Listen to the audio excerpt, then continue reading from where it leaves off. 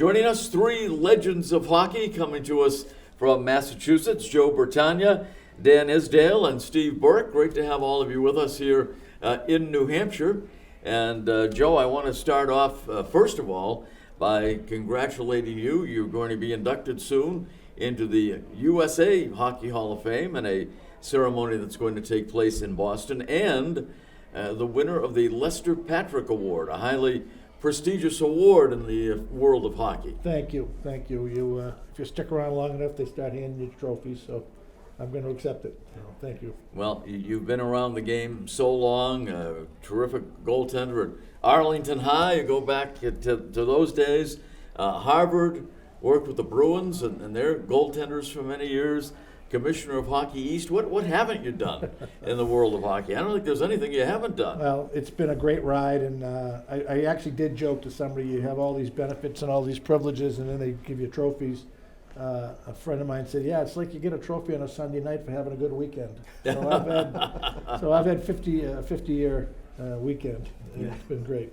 Well, you've worked hard to get to where you are, and congratulations on your success.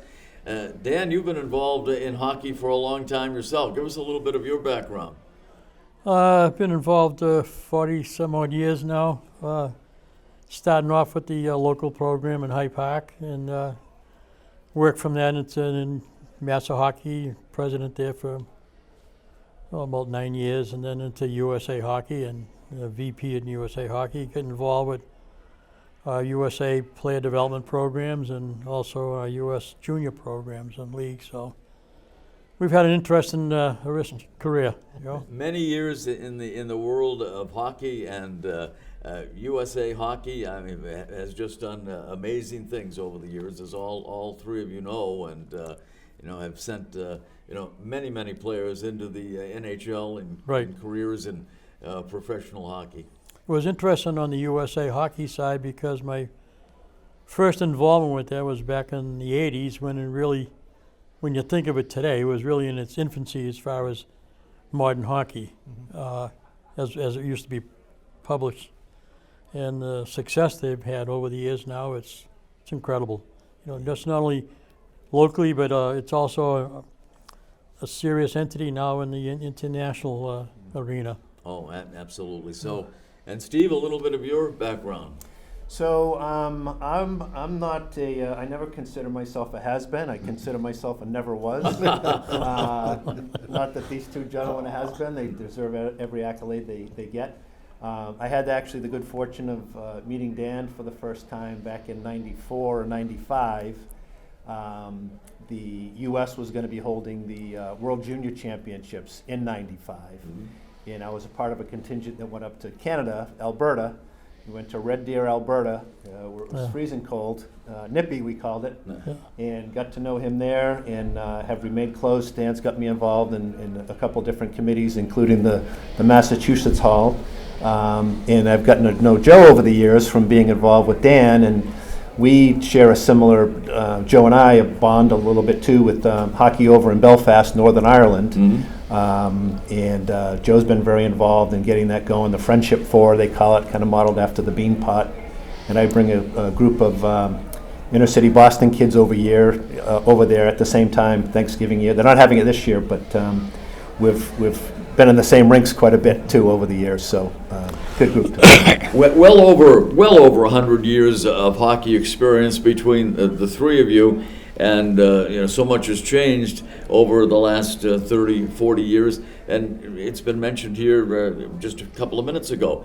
I think one of the big changes is the international players coming to this country to play. I mean, that's been going on for quite some time now, but I think that's been one of the changes over the last few decades. It used to be the NHL was dominated by the Canadian junior player, and now those of us who are connected to college hockey are proud to see about a third of the NHL guys gone through college hockey, but the Europeans obviously have changed the game. I was on a flight last night, and one of the programs I could watch was the 72 Canada-Russia series, which certainly from how the game on the ice changed, that was as influential as any event in our lifetime. But even the junior league I work for now, we have players from all over Europe and Russia, and it really is an international game now. Right, and you see it, in junior programs in this country as well. A lot of international players on those rosters at the junior level. What do you think, Dan, in terms of changes? What's changed the most since you've been involved in the game? I guess there's a real commitment now to development.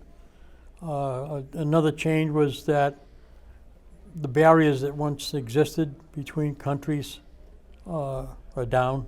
Mm-hmm. Everybody respects each other's. Everybody's taken from each other. One of the great things I think happened with the game is how everybody respected each other's game and then incorporated, and that's the game we have today. Between the Soviet style of play, the European style of play, and the Canadian, and now the U.S. All major contributors to the game that exists today. Adding to that, when you're just talking about the international players in the NHL, a recent stat I just seen said that the NHL used to be dominated by juniors, the major junior kids, and now I think it's 83% of Americans in the NHL today are college kids, and that's quite a change. That's remarkable. The other thing is, we're sitting here in New England, and we've always been proud about the kids from New Hampshire or Massachusetts, but you're seeing a lot of college rosters dotted by the kids from Florida, from Texas, from California. Yeah. Any place that the NHL has expanded into a warm weather or non-traditional area, Arizona, they're starting to produce top-level players as well. Exactly so. And Steve, what are your thoughts? How has the game evolved? Well, I grew up in the Bobby Orr heydays, Yeah. right? So that's how we really got hooked on hockey.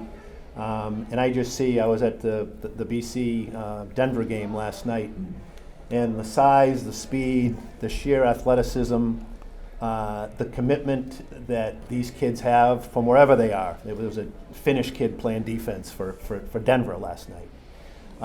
Year-round training. They've got nutritionists. They've got strength coaches.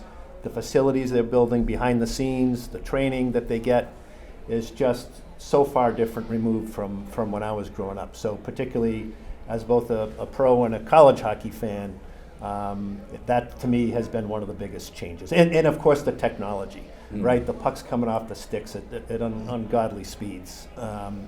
And the poor goalies. But look at the size of them. And they're 6'5", and the equipment they have that fills the net. Yeah, think about the equipment that they have now between the pipes and when you were first starting out as a goaltender. You just wanted to get through a practice. Yeah. So I don't know how much you got better from practice because you were trying not to get hit. Just wanted to survive. You wanted to survive, exactly. And now, they've shrunk the gloves and they've shrunk the leg pads, but the upper body, when you see these guys, and it's really changed how they play the position. They can all play deep. They're bigger. They don't have to wander as much. I'd love to see them reduce the upper body equipment so a small athletic goalie would have a place to play. Yeah, absolutely. And of course, the women's game has come and made some great strides in the world of hockey. Yeah, I coached Harvard's first women's team. My daughter played high school hockey. My wife still plays hockey, so I'm not the athlete in the family anymore if I ever was.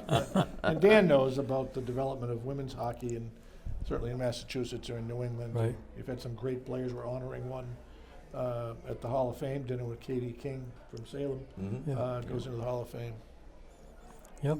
Yeah, you've seen the women's game evolve, and their skill level is pretty good. They may not be as fast and strong as their male counterparts, but they have a lot of skill out there. Well, I'd go further and say they're pretty good. I'd say they're impressive. Yeah.